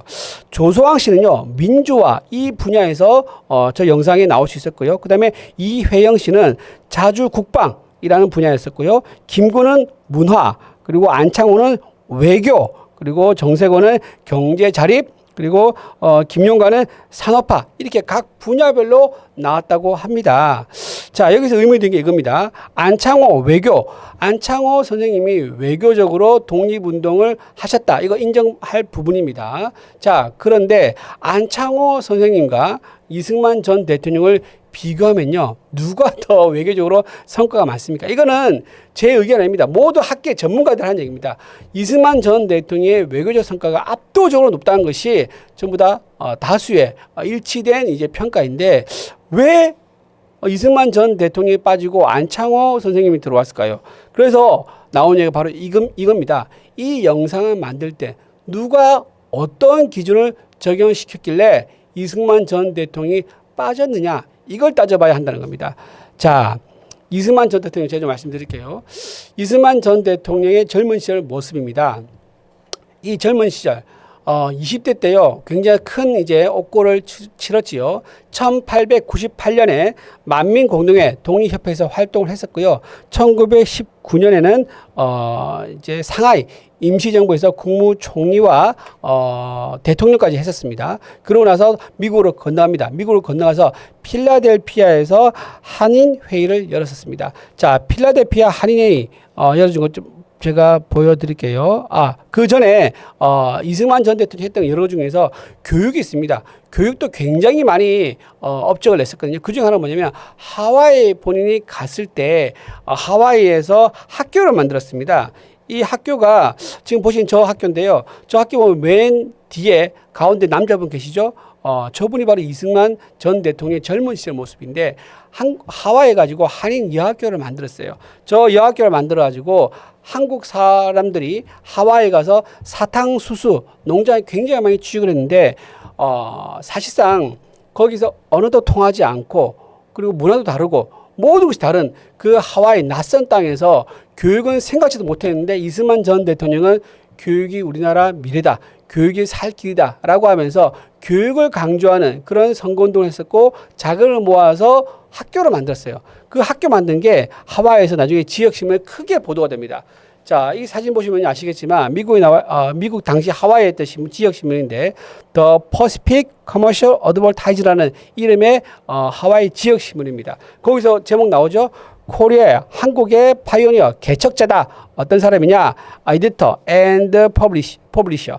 그러니까 본인이 신문, 언론도 운영을 했었다 이 말인 거죠. 그리고 두 번째 보면 호놀루루 스쿨 티처.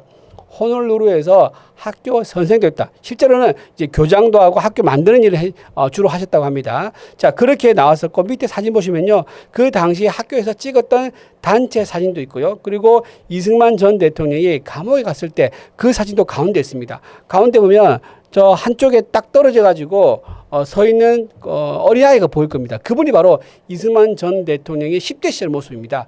저럴 때 이제 감옥에 있었을 때 그때 몸에 저렇게 쇠사슬로 두르고 있는 그런 이제 형벌이 있었다 그러는데 그때 그렇게 해서 사진에 나와 있는 모습이 됩니다. 이러면서 이승만이라는 사람이 한국에서 왔는데 독립운동하고 있고 교육사업을 하고 있고 언론 사업을 하고 있다. 이 사람은 어떠한 옥고를 치르고 한국에서 독립운동하다가 미국으로 건너왔다는 것을 상세하게 알리는 기사가 되겠습니다. 자, 그러고서 아까 왜 1919년 필라델피아 갔다 그랬잖아요. 이거는 이제 건국전쟁이라는 영화에 보면 동영상은 나오는데 그 모습이 바로 이 모습입니다. 필라델피아 한인 모여있는 곳에 가지고 거기서 이제 집회를 합니다. 태극기를 들고 한국의 독립을 주장하는 이제 모임을 한 건데 그때 사진 보면 저 글자 들고 있는 현수막 보입니까? 거기 뭐라 써 있냐? 코리아 인디펜던스 리그 한국의 독립 리그다. 한국의 독립협회다. 이제 이런 의미가 되겠죠. 그런 의미로 미국에 있는 사회 그리고 미국에 있는 정치인들에게 한국이 독립을 원하고 있고 한국은 일제에 의해서 지금 억지로 강점기에 들어가 있는 상황이다. 우리 땅을 되찾고 우리 국권을 회복하기 위해서 미국에 와서 호소를 하고 있나오니 미국 정치인들이 관심을 가져달고 우리를 도와달라라고 하면서 세계적으로 한국이라는 나라가 어떤 나라도 모르는 그런 상황에서 한국의 독립을 외치는 엄청난 일을 하셨던 겁니다. 그때 영어가 되는 사람이 한국에서 손꼽을 정도였었거든요. 근데 이승만 대통령은 어릴 때부터 영어에 대해 재주가 많았다고 합니다. 영어를 잘해서 유창하게 하는 그런 장점을 살려가지고 모든 외교 현장에 갔습니다. 자, 그래서 실제로 어떻게 되냐면 미국뿐만 아니라 영국, 프랑스, 이탈리아 정상들을 만나서 한국의 독립을 주장했을 거예요. 파리 강화회에 가가지고 연설까지 했습니다. 그러면서 한국의 독립 정당성을 요구하고 한국의 독립을 승인해달라. 라고까지 했던 그런 이승만 전 대통령이 됩니다. 자, 다음 사진 보시면요. 이게 필라델피아 그때 한인회의에 있을 때 그때 그날 사진입니다. 그날 사진인데 저 앉아 계신 분 보이죠? 좀 다른 곳을 보고 있는데 저분이 바로 젊은 시절에 미국에서 한인 사회를 이끌던 바로 이승만 전 대통령이 되겠습니다. 자, 이런 식으로 많은 외교적 성과를 세우신 분인데 아까 처음 보여드렸던 영상 보시죠. 거기에서 안창호 선생님이 외교 분야에서 독립운동 했다라고 해서 딱 대표적인 인물로 소개한 것이 과연 맞습니까? 안창호 의원이 이런 걸 있어요. 외교적으로 어떤 성과를 했던 건 뭐냐면 이승만 전 대통령이 파리 강화에 갈 때 그것을 가라고 얘기해 준 사람이 안창호 선생님입니다. 그건 맞아요. 그리고 근데 실제로 가서 그 파리 강화에서 정상들을 만나고 영어로 연설하고 했던 사람은 이승만 전 대통령이죠. 자, 그렇게 해서 이승만 전 대통령이 외교적으로 대한민국의 독립을 위해서 열심히 뛰었는데 그분이 빠졌다는 게 도저히 이해가 되지 않는다. 따라서 이거는 의도가 있다. 목적이 있다. 뭐냐? 이승만 전 대통령의 뿌리를 거부하는 그런 목적이 있다는 거예요. 그럼 왜 이승만 전 대통령의 뿌리를 거부하려고 할까? 이재명 정권은. 그 이유는요. 이승만 전 대통령이 한국에 뭐를 만들었죠? 자유민주주의와 자본주의라는 시장을 처음으로 뿌린 사람이 바로 이승만 전 대통령입니다. 그 당시에 신생 독립국가, 그 당시에 100개가 넘는 신생 독립국가가 전 세계에 있었는데요. 그 중에서 제대로 민주주의를 정착시키고 산업화를 이루어서 세계 10대 강국에 드는 나라는 대한민국이 유일합니다. 그 씨앗, 태초에 대한민국 자유민주주의와 자본주의라는 그 국가 시스템을 만든 사람이 이승만 전 대통령이기 때문에 이재명요, 그게 싫은 거예요. 민주당에서는. 국부가 되는 거, 그건 뭐죠? 곧 보수주의가 우리의 뿌리다 라고 하는 거고, 자유민주주의보다는 민주당이 지향한 것은 뭐죠? 좀 더 사회주의에 가깝죠. 개인보다는 사회를 더 중시하고 공동체 사회를 더 중시하고, 중국식으로 따지면 이런 겁니다. 중국에서 옛날 기억나시죠, 여러분? 대약진 운동이라고 있었습니다. 마오쩌둥이 했던 운동인데 대약진 운동, 그게 뭡니까? 농민들 전부 다 한 곳에서 자고 한 곳에서 밥을 먹게 하면서 농업혁명을 일으킨 거. 이게 대약진 운동의 핵심 운동이었거든요. 그 결과 뭡니까? 4개월 동안은요, 정말 농민들이 좋았다고 하더라고요. 다 같이 모여가지고 밥을 똑같이 나눠 먹고 고기가 생기면 똑같이 나눠 먹고 하니까 좋았겠죠. 그런데 이렇게 다 같이 하다 보니까는 누구 하나 개인적으로 내가 더 열심히 해서 수확을 해야겠다. 더 열심히 해가지고 더 많은 이익을 창출해야겠다. 이런 게 없이 내가 열심히 안 해도 다른 사람 대신 해줄 건데 라는 그런 동기가 사라지게 되면서 나중에 극심한 기아가 발생합니다. 대기근이라고 그러는데요. 그때 대약지 운동, 농촌에서 인민공사를 만들고 농촌공사를 만들면서 전부 다 집단 체제에서 살고 집단 체제에서 밥을 먹는 이 시스템을 만들었더니 대기근이 발생했는데 그때 사망자가요 300만 명이 넘는다는 것도 있습니다. 300만 명 얼마나 많은 숫자인지 여러분 감이 안 오시죠? 부산 인구가요 320만이 좀 넘습니다. 근데 300만 명이라면 도시 하나, 광시 전체 하나가 다 굶어 죽었다는 얘기예요. 엄청난 사건인 거죠. 그리고 문화 대혁명도 일어나면서 그때는 또 홍위병들에 의해서 무참히 살해하고 보복하고 숙주하는 일이 생겼습니다. 자, 어떤 학자들은요, 이 대약진 운동과 문화혁명 이 두 사건 때문에 중국의 인구가 몇 천만 명이 사라졌다라고 분석하는 학자도 있을 정도입니다. 자, 그랬었던 적이 있는데, 자, 지금 민주당에서는요, 중국에 있는 어떤 사회 시스템을 동경하고 있고, 그걸 모방하려고 하고 있는 상황이기 때문에, 지금 이승만 전 대통령이 뿌리를 내린 자유민주주의와 자본주의가 자기들은 싫은 거죠. 사회주의로 자기들은 좀 지향하는 바가 있는데, 그러기 때문에 이승만 전 대통령을 거부하고 역사에서 지우면서 우리의 뿌리를 거부하고 보수를 거부하는 그런 역사 지우기를 하는 것이다 라고 저는 의심할 수밖에 없다 이렇게 보고요. 또 하나 특이한 게 뭐냐면 이 사진에서 특이한 게 있습니다. 자, 하나 더 보여드릴게요.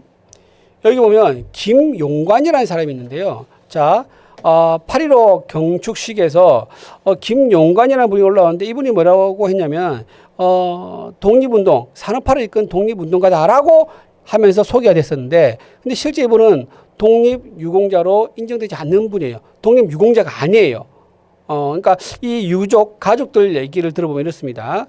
김용관 선생을 독립유공자로 지정해달라고 여러 번 보훈부에 찾아갔는데, 보훈부에서 3번 다 반려했다고 합니다. 3번 다 빠꾸 이렇게 하게 된 건데, 그 이유가 뭐냐면, 명확한 독립운동 활동 기록이 없다라는 이유로 인정하지 않았다는 거예요. 근데 이상하죠? 그러면 이게 보훈부에서는 이 사람이 독립유공자가 아니다라고 했는데 왜 8.15 경축 행사에서는 산업부죠? 산업과학 분야에서 김영관을 산업화죠. 김영관을 독립운동가라고 해서 영상을 공개했던 겁니까? 이거는 같은 정부 내에서도 지금 뭔가 엇갈리고 있는 거예요. 행사를 준비한 쪽에서는 김영관이라는 사람을 독립운동가로 소개를 시켜놓고 정작 보훈부에서는 이 사람은 독립유공자가 아니다라고 거부를 하는 이런 황당한 일이 벌어진 거예요. 한 사람을 두고서 판단이 다른 거죠. 그러니까는 유가족들이 굉장히 화를 내는 겁니다. 아니, 우리가 독립유공자 인정해달라고 찾아갈 때는 언젠데 지금 이제 와서는 독립운동가라고 저렇게 정치 이벤트로 쓰느냐. 우리 선조를 정치적으로 이용한 거 아니냐라고 하면서 굉장히 불쾌감을 드러냈다고 합니다. 자, 이분은요, 과거에 이랬다고 합니다. 과거에 1924년 발명학회를 처음으로 만들었을 거예요. 1933년에는 과학 잡지 과학조선을 창간했다고 합니다. 그리고 1934년 처음으로 과학의 날을 제정한 분이기도 합니다. 그런 분이 이렇게 산업화, 과학에 대한 기여를 했는데 왜 독립유공자로 그 당시에 일지체였으니까 독립유공자로 인정해주지 않느냐. 인정해주지 않고 이벤트에서는 마치 독립유공자인 것처럼 하는 것에 대해서 불만을 나타냈다. 자, 그만큼 지금 이재명 정부에서 하는 각종 행사나 이벤트가 철저한 검증이나 확인도 없었고 정치적으로 이익이 된다, 정치적으로 유용하다 또는 이용할 수 있다 그러면은 그냥 막 갖다 쓰는 이런 행태가 드러났기 때문에 정말 이재명 정권은 뭘 해도 믿을 수가 없는 정부구나라는 생각이 들고 이 김영권이라는 분, 이 한 분에 대해서는 다시 한번 심사를 해가지고 유가족의 억울한 심정 또는 유가족들의 이 울분을 한번 더 확인해서 달래주는 그리고 좀 더 검토를 해가지고 만약에 독립유공자로 인정할 부분이 있으면 인정해주는 그런 모습을 보인다 그러면 조금 위로가 되지 않을까 싶은 생각이 듭니다. 네. 다음 순서는요, 이재명 대통령의 개헌 관련된 발언입니다. 자, 영상 보시죠. 자, 지금 이게 본인이 SNS에 올린 내용입니다. 그 올린 내용을 보면요, 갑자기 이런 얘기를 합니다. 지금 노란색 형광펜이 쳐져 있죠. 대통령 임기는 4년 중임 또는 4년 연임제로 변경하여 중간 평가를 통한 책임 정치가 가능하도록 하며라고 얘기가 되어 있습니다. 자, 이재명 대통령 본인이 갑자기 SNS에 개헌 얘기, 본인의 임기 관련된 개헌 얘기를 꺼냈습니다. 자, 왜 이런 얘기 꺼낼까요? 이재명 대통령은 지금 어떤 혐의를 받고 있습니까? 우리나라 최초로 사법 리스크가 있는 대통령입니다. 즉, 재판 중인 상황에서 대통령이 된 사람입니다. 자, 재판 어떤 것들이 진행되고 있는지 한번 보겠습니다. 자, 현재 진행 중인 재판을 보면요. 공직선거법 위반이 있습니다. 자, 공직선거법 위반 내용은요, 지금 보시면 아시겠지만 파기환송이 되어 있는데, 그때 조희대 대법원장, 지금도 조희대 대법원장 계시죠? 조희대 대법원장을 비롯한 10명의 대법관들이 이거는 유죄다라고 판단해가지고 유죄 취지의 파기환송을 했습니다. 민주당에서는 이것 때문에 조희대 대법원장 계속 탄핵 얘기하고 협박하고 있는데요. 그러려면 말이 안 되는 거죠. 그러려면 10명 전부 다 같이 해야 돼요. 근데 왜 10명의 나머지 판사에 대해서는 아무 소리 안 합니까? 오로지 조희대 대법원장 이 한 명만 가지고 계속 탄핵 협박을 하면서 겁박을 하고 있습니다. 자, 그게 뭔가요? 10명을 전부 다 탄핵시키려면요, 엄청난 역풍이 불 거란 걸 본인도 알고 있는 겁니다. 자기가 원하는 재판 결과가 나오지 않으면은 판사들을 탄핵시켜가지고 판사들을 옥죄고 죄주는 그런 민주당이구나라고 하면서 민주당, 너네들 집에 가라 안 되겠다. 법치주의 무시하는 그런 정당 필요 없어. 라고 할 가능성이 높죠. 그렇기 때문에 한 명만 다 조지는 거예요. 한 명만. 조희대 대법원장만 조져가지고 나머지 9명의 대법관들을 어떻게 하죠? 겁먹게 만드는 겁니다. 그 목적으로 10명의 대법관들이 유죄 취지의 파기환송 결정했음에도 불구하고 민주당은 한 놈만 때린다. 누구? 조희대 대법원장을 때리고 있다는 거 설명을 드리고요. 그 다음에 2심이 뭐죠? 2심으로 지금 들어가 있는 사건이 뭐죠? 바로 검사 사칭 위증 교사. 이것도 지금 현재 재판 중입니다. 그리고 또 이거 참 많은 국민들이 혀를 끌끌 차는 사건인데요. 대장동 사건, 위례 사건, 백현동, 성남 FB 사건 등 이게 전부 다 같이 하고 있거든요. 이 사건이 지금 현재 1심 진행 중입니다. 대장동 일당은 여기서 어떻게 됐습니까? 유죄가 확정이 됐죠. 하지만 범죄 수익금은 어떻게 됐죠? 다 챙겨갔습니다. 이때 많은 이제 국민들이 의심을 했죠. 야, 감옥에 가서 좀 고생하겠지만 몸으로 좀 때워야 되겠지만 그래도 내가 그냥 모른 척하고 입 닥지는 않는다. 너네가 챙긴 범죄 수익금은 내가 건들지 않을게. 그건 지켜줄게 라면서 약 7천억이 넘는 범죄 수익금을 그대로 보존해주는 그런 결정을 내렸습니다. 누가 했죠? 항소 포기를 하라고 사실상 항소 포기를 하면 안 됩니다라고 건의했는데 정성호 법무부 장관이 신중하게 하세요. 신중하게 하라니까 신중하게 하세요. 신중. 이 3번을 얘기했던 정성호 법무부 장관의 이 사실상의 항소 포기 지시 이것 때문에 결국은 항소를 포기함으로 인해 가지고 대장동 일당이 7년, 6년 이렇게 몸으로 때우면서 대신에 그 대가로 범죄 수익금 7천억 원을 가져가는 이런 황당한 판결이 나온 사건도 바로 이재명 대통령이 받고 있는 재판입니다. 그리고 또 하나 쌍방울 불법 대북 송금 이거 너무 유명하죠. 이건 이화영 씨가 어떻게 됐습니까? 유죄 됐죠. 유죄 판결 받았는데 확정됐습니다. 그때 법원의 판단은 뭐였습니까? 사실상 대북 송금한 이유는 경기도지사, 당시 경기도지사는 이재명의 방북 비용이다라고 판결을 하면서 이화영에게 유죄 판결했습니다. 여기서 이미 이재명 대통령의 유죄가 또 나오죠. 그리고 경기도 예산 사정이요. 이거 여러 가지 얘기 많이 나왔는데 카드 가지고 청담동에 있는 일제 샴푸를 샀다는 등 빵을 얼마치 샀다는 등 일식 초밥을 얼마치 샀다는 등 몇 천만 원어치 이용했다. 그리고 관사용 차를 자기 집 근처에 갖다 놓고 자기 개인 차처럼 이용했다 해가지고 거의 1억에 가까운 경기도의 공적 자금을 사적으로 썼다는 그 혐의까지 있는 겁니다. 이렇게 5개 재판을 받고 있는 사람이 어떻겠습니까? 대통령이 있으면서 신경 쓰이는 거는 늘 이거죠. 내 대통령 임기가 끝나면은 재판받고 감옥 갈 것 같은데 어떡하지? 이거 어떻게 풀 수 있지? 라는 생각에 빠질 수밖에 없는 거예요. 그러다 보니까 공소 기각이나 공소 취소를 생각할 수밖에 없는 거고, 그게 만약 둘 다 안 됐을 경우에 두 번째 안으로 뭘 생각할 수 있죠? 계속 대통령 하는 거예요. 현역 대통령 가면 안 가니까 그 방법을 생각하기 때문에 연임 개헌론을 먼저 꺼낸 게 아니겠는가라는 얘기가 나오고 있는 겁니다. 자, 그리고 또 하나 이거 또 있습니다. 바로 지지율입니다. 지금 이재명 대통령 지지율 보면요. 이거 리얼미터 기준인데요. 지금 어떻습니까? 7월 둘째 주부터 해서 지금 5주 연속으로 이재명 대통령의 국정수행 평가가 부정적으로 나타나면서 계속 하락하고 있습니다. 지금 이제 긍정평가, 국정 운영 지지도가 40%대 초반이다. 그리고 어떤 여론조사에서는요, 30% 후반까지 들어간 여론조사 결과도 있습니다. 이런 상황에서 만약에 이재명 대통령이 30%에 들어간 여론조사가 다른 곳에서도 많이 나왔다. 그럼 어떻게 됩니까? 사실상 이재명 대통령을 레임덕 경우 아니냐라고 하는 그런 이제 평가 나올 수 있는 거고요. 그렇게 되면 우리나라 역사상 최초로 임기 1년 만에 레임덕에 빠진 대통령이 되는 거고요. 그렇게 되면 어떻게 됩니까? 공무원들이 말 안 듣습니다. 공무원들이 청와대에서 뭘 지시해도요, 알겠습니다. 검토 중입니다. 보고서 작성 중입니다라고 하면서 안 옵니다. 그리고 시킨 대로 하지도 않고 시간을 질질 끌겠죠. 자, 이런 식으로 공무원 조직이 굴러가지 않게 되면서 결국 어떻게 됩니까? 국정 운영 능력을 상실하게 된 겁니다. 자, 이런 상황이 올 수 있기 때문에 이재명 대통령은 이것을 전환하고 싶죠. 국면 전환을 하고 싶죠. 그렇기 때문에 꺼낸 카드가 뭐냐? 개헌이 아니겠느냐. 개헌을 하게 되면요, 현재 이재명 대통령에 대한 지지율 하락 이런 것들을 확 뒤집어 가지고요, 전부 다 개헌에 집중할 수밖에 없는 그런 상황이 됩니다. 그리고 이 개헌이라는 주제 꺼내지 않습니까?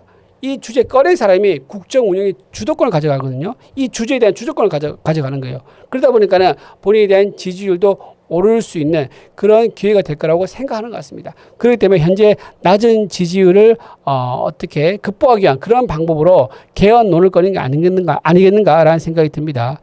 자, 지금 언론에서는 굉장히 이걸 비판하고 있습니다. 자, 지금 보시죠. 칼럼도 나왔었는데요. 이재명 집권 8년을 위한 개헌이다라고 바로 생각합니다. 이재명이 뭐라고 했냐면 자기 임기를 1년 줄여서라도 연임제, 중임제 하겠다. 즉 1년 줄이면 4년 되니까 총 8년 하게 되는 거겠죠. 자, 그것을 지금 언론에서는 뭐라고 보고 있느냐. 아니, 당신이 결국은 8년 하겠다는 거 아니냐라고 보고 있는 거예요. 원래 지금 현재 헌법에서는요, 헌법 128조 2항은요, 개헌을 하게 되면, 대통령 임기 관련된 개헌을 하게 되면 그 해의 대통령은 해당하지 아니한다라고 되어 있는데, 이거를 민주당에서 개헌을 논의하면서 살짝 마지막에 바꿔가지고 현재 대통령도 포함될 수 있다라고 바꿔버리면요, 그냥 되는 거거든요.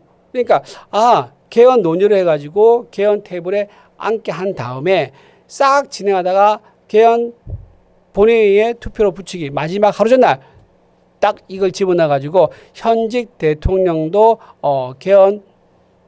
현직 대통령도 임기가 이번에 바뀔 때 포함될 수 있다라고 바꾸는 그런 술책을 부린 게 아닌가라고 언론도 의심하는 거예요.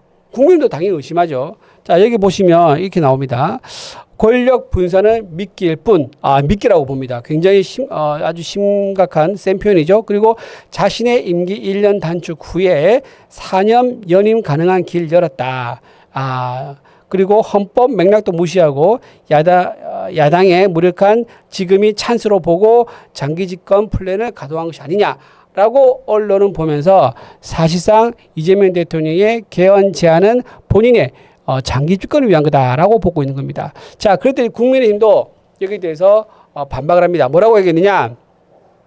이재명 대통령은 개헌 논의 전에 연임 없다. 선언해라. 당시 선언 안 하니까 우리가 개헌 논의를 못한다라고 얘기하고 있는 겁니다. 자, 왜 그러냐면요. 아까 제가 방금 말씀드린 그 내용입니다. 본인이 개헌이 연임 안 하겠다라고 얘기하면 모든 문제 끝나는데 뭐라고 자꾸 얘기하냐면은 현재 헌법 제도화에서는 내가 연임 못한다. 그 얘기만 계속 반복한 거예요. 그 당연히 맞는 얘기는 하죠. 현행 제도가 현재 대통령은 연임 못하게 되어 있으니까 그 말을 그냥 반복하는 건데 이게 왜 중요하냐면요. 그래서 당신이 하겠다는 거 안 하겠다는 거야. 연임 하겠다는 거 안 하겠다는 거야. 그걸 물어보는데 그 대답을 안 하는 거예요. 다시 말하면은 나는 여건만 되면 현재 제도가 바뀐다 그러면 나는 연임하겠다라고 해석될 수밖에 없는 상황입니다. 그러다 보니까 국민의힘에서는 연임 안 하겠다 선언을 하면은 우리가 개헌 테이블에 앉아서 논의하겠다라고 얘기를 할 수밖에 없는 거죠. 자, 그런 상황이라고 말씀을 드리고요. 자, 이게 우리 국민의힘만 이렇게 생각하냐? 아닙니다. 여론도 그렇습니다. 지금 개혁신당에서 운영하는 연구원이 있는데 개혁연구원에서 국민 여론조사를 실시했습니다. 그랬더니 이재명 대통령 연임하지 않겠다는 뜻을 먼저 밝혀야 하지 않느냐라고 물어봤더니 65.2%가 밝혀야 한다. 개헌 논의를 하기 전에 대통령이 먼저 연임 안 한다는 것을 밝혀야 하지만이 개헌 논의를 할 수 있다는 것이 국민 65.2%가 응답했다는 겁니다. 굉장히 높은 수치죠. 그러니까 국민들도 이걸 의심한다는 거예요. 이재명 대통령의 연임 개헌 이 제안에 대해서 본인이 장기 집권하려고 그런 거구나라고 의심을 하고 있다라고 말씀을 드립니다. 자, 이런 상황에서 정말 국민들 들으면 열불나는 그런 얘기가 있습니다. 뭐냐면 지난 6월 달과 7월 달에 국민의힘 의원 중에서 이재명 대통령과 골프를 친 사람이 있다는 거예요. 근데 그 골프 칠 때 나온 얘기가 이겁니다. 개헌 관련된 얘기가 나왔다는 거예요. 지금 우리나라 현재 국가의 시스템이라든가 국력을 보면은 대통령의 어떤 개헌을 연임을 허용하게 해서 대통령이 잘하면 한 번 더 하고 잘못하면 한 번에 끝내는 이런 미국식의 방법을 도입할 필요가 있다라고 골프 칠 때 얘기했다는 겁니다. 자, 참 황당한 얘기입니다. 자, 이재명 대통령이 정말 본인이 연임 관련돼 가지고 의지가 있으면 그리고 개헌에 대해서 논의할 마음이 있으면요. 여당과 해야 되는 것이 맞고 그리고 여당과 하고 나면 누가 해야 되죠? 야당 지도부랑 공식적으로 얘기하는 게 맞죠. 야당 지도부 즉 장동훈 대표를 청와대에 초대해서 얘기를 한다든가 아니면 따로 만나서 얘기한다든가 이렇게 해야 되는데 그러지 아니하고 한 명씩 야금야금 직접 접촉해 가지고 얘기를 했다는 거예요. 그런데 그 얘기를 했을 때 참여 의원들이 4명의 얘기 나왔는데 주호영 이제 국회 부의장 그다음에 국민의힘의 이제 김태우 의원, 신성범 의원, 최형두 의원 이분들이 전부 다 개헌에 대해서 그럴 수도 있지 개헌 나쁘지 않다라고 약간 긍정적으로 생각한다는 분위기라는 겁니다. 그럼 왜 민주당에서는 이 개헌을 하기 위해서 국민의힘 중진 의원들을 접촉했을까요? 개헌을 하기 위해선 3분의 2, 즉 200명의 의결 정족수가 필요한데 지금 민주당이 가지고 있는 의석수로는 180 그리고 조국 혁신을 포함하면 190 정도 되죠. 그러다 보니까 국민의힘에서 10명 정도를 포섭을 해서 개헌에 찬성하게 만들어야지만이 개헌을 할 수 있는 거거든요. 민주당 즉 이재명 대통령은 개헌을 목적으로 국민의힘 의원들에게 골프 치자고 했구나. 그리고 중진 의원들에게 골프 치자고 했구나. 왜냐하면 초선이나 재선 의원들한테 골프 치자고 얘기를 하면요. 이 사람들은 어떻게 했겠습니까? 장동희 대표에게 전화를 해서 물어봤겠죠. 저 방금 청와대 연락받았는데요. 이재명 대통령 저랑 골프 치자는데요. 라고 하면서 어떻게 생각합니까? 가도 됩니까? 물어봤을 거예요. 근데 중진 뭐 4선, 5선, 6선 이런 중진들은요. 지금 장동희 대표에 대해서 좀 인정하지 않는 이런 부분이 있습니다. 본인들은 5선 정도 되는데 장동혁 대표는 비록 당 대표이긴 하지만 선수는 1.5선이거든요. 보궐로 들어왔으니까. 그렇기 때문에 인정하지 않는 부분이 있어서 이 중진들에게 내가 연락하면은 이 사람들은 당 지도부한테 물어보지 않고 그냥 나랑 골프 치러 바로 오겠구나 라고 해서 그 빈틈을 노리고 중진들에게 골프 제안했던 게 아닌가 싶은 생각이 들기 때문에 굉장히 이재명 대통령이 아주 전략적으로 불순한 의도를 갖고 골프 제안했다라고 밖에 볼 수 없다라는 거고요. 그래서 장동혁 대표가 뭐라고 얘기했습니까? 이렇게 얘기했습니다. 맞서 이재명 정권의 폭주와 독재 그리고 무도한 헌법 유린 파괴 그리고 민생 파탄 경제 어려워지는 것들 이런 수많은 이슈가 있는데 거기에 맞서서 싸워야 될 중진들이 연임을 꿈꾸고 있는 대통령 만나서 골프 친다는 게 말이 되느냐라고 아주 일가라는 너무나 당연한 얘기를 하신 거예요. 그래서 저는 이런 생각이 듭니다. 중진 의원들이 정말 중진답게 대우를 받으려면요. 그동안 국회 경험하면서 쌓았던 지혜와 역량을요. 이럴 때 당이 어려울 때 야당이 잘못할 때 그때 써야 됩니다. 당이 어려울 때는 지혜를 모아주고요. 야당이 잘못할 때는 그동안 싸웠던 투쟁 경력으로 야당에 향해서 힘차게 싸워야죠. 그런데 당이 어려울 때 야당이 잘못하고 있을 때 침묵합니다. 입국 다물고 있습니다. 자기한테 무슨 그 기자들 연락 오고 또 힘든 일 생길까 봐서 그런 거 피하려고 그런지 모르겠습니다만 어쨌든 입 다물고 모른 척하고 있습니다.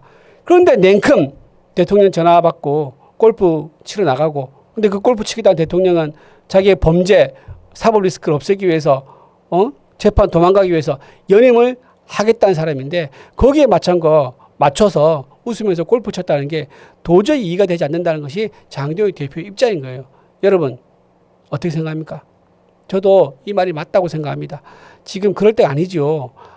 이재명 대통령이 가지고 있는 그 야욕을 멈출 수 있는 사람들은 국민이고요. 국민을 대신해서 일하고 있는 우리 국회의원들, 특히 국민의힘 의원들이 이재명 대통령의 잘못된 부분을 바로잡아야 되는데 거기에 바로잡는 데 참여하지 않고 오히려 그쪽에 휘둘리는 그쪽의 검은 음모에 휘둘리는 그런 모습을 보여줘서 되겠습니까?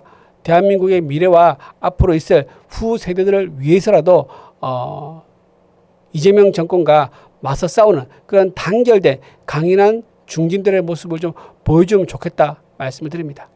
네, 이상입니다. 오늘 제가 준비한 이제 소식은 여기까지인데요. 좀 나름대로 준비를 한다고 했는데 좀 재밌게 보셨는지 모르겠습니다. 그동안 몰랐던 거 새로 알게 된 것도 있을 거고요.